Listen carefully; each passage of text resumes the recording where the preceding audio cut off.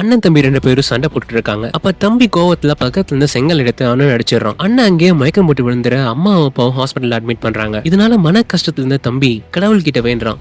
அண்ணனுக்கு மட்டும் உடம்பு சரியாயிருச்சு அப்படின்னா இந்த வாழ்க்கை ஃபுல்லா எந்த ஒரு ஆயுதத்தையும் என்னோட கையில் எடுக்க மாட்டேன்னு சொல்றான். அதே நேரத்துல அண்ணனும் கண்ண முடிச்சிடறான். இந்த தம்பியும் பெரிய ஆனதும் தனக்கு மிலிட்டரியில சேரணும்ன்றது ஆசையா இருக்கு. மிலிட்டரியில சண்டை போறதுக்கு பதிலா மெடிக்கல் சம்பந்தப்பட்ட ஒர்க் பண்ணணும்னு ஆசைப்படுறான். அதுக்காக அப்ளிகேஷன் எல்லாம் ஃபில் பண்ணி உள்ள போனா அவனோட பாடி ஃபிட்டா இருந்ததுனால எல்லா பிசிக்கல் எக்ஸசைஸுமே சூப்பரா பண்றான். ஆனா ஷூட்டிங் ட்ரைனிங்னு வர்றப்போ அவன் துப்பாக்கி கையில் எடுக்க மாட்டேங்கிறான். ஏன்னா சின்ன வயசுல அவன் தான் சத்தியம் பண்ணிருப்பான்ல. கண்ணை கையில் எடுக்காததுனால அவனை கோலன்னு சொல்லி அங்க இருந்த ஆபீசர்ஸும் கூட இருந்த நண்பர்களுமே சேர்ந்து அவனை பயங்கரமா அடிச்சு டார்ச்சர் பண்றாங்க. இருந்தாலும் கண்ணை எடுக்க மாட்டேன்னு சொல்லி விடாப்பிரியா நிக்கிறான். அப்படி இருக்கிறப்போ போருக்கான நாள் எல்லா ஆபீசர்ஸும் அவனை கோல முட்டாள்னு சொல்றாங்க. உயிர் பொழைக்க தெரியாதவன் சொல்லி அவனை கூட இருந்த கேடட்ஸே அவனை கிண்டல் பண்றாங்க. அவங்க போர்க்களத்துக்கு போயிட்டு இருக்கிற பாதையில பல சோல்ஜர்ஸோட பிணங்களை ஒரு லாரியில குவியலா கொண்டு போறாங்க. இத பார்த்தா நம்ம சோல்ஜர்ஸும் பயப்படுறாங்க. கையில ஆயுதமே இல்லாம போர்க்களத்துக்குள்ள நுழைறான். எதிரிகள் கொஞ்சம் கூட பாரபட்சமே பார்க்காம நம்மளோட சோல்ஜர்ஸை சுட்டு தள்ளுறாங்க. எதிரிகளோட படைபலம் ரொம்பவே அதிகமா இருந்ததுனால நம்ம சோல்ஜர்ஸ் நிறைய பேர் காயப்படுறாங்க. பல பேர் குண்டடிப்பட்டு தன்னோட உயிருக்காக போராடிட்டு இருக்காங்க. கையில ஆயுதமே இல்லாம இதை பார்த்துட்டு இருந்த நம்ம ஹீரோ